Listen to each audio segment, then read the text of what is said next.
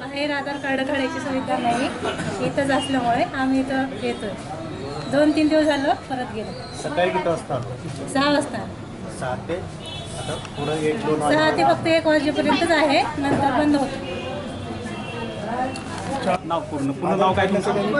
मी अर्चना बजवा. सकाळी 6 वाजता आलो, आणखीन नंबर लागला नाही.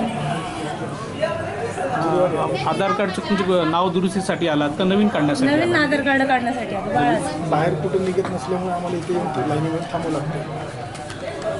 नाही ना काही. हां मी संदीप भाऊ इबतवार, तालुका उपाध्यक्ष काँग्रेस पार्टी.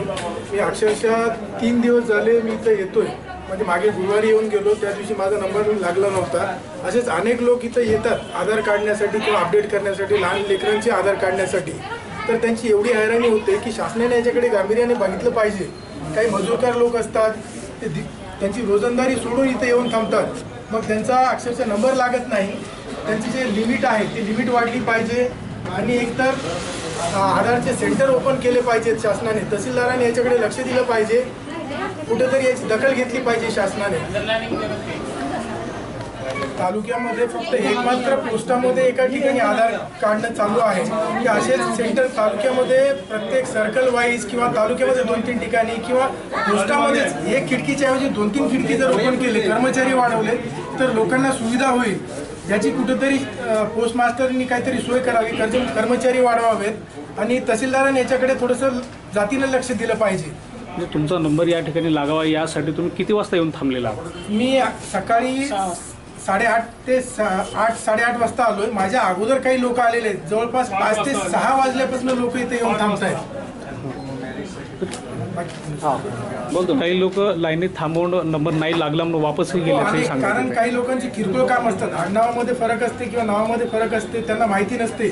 तर पोस्टाने काहीतरी बाहेर माहिती फलक लावले पाहिजेत की कुठल्या कामासाठी कुठली कागदपत्र लागतात.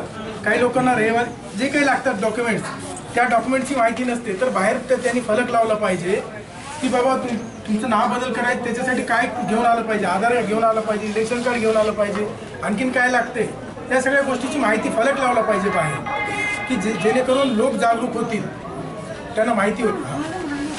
धन्यवाद.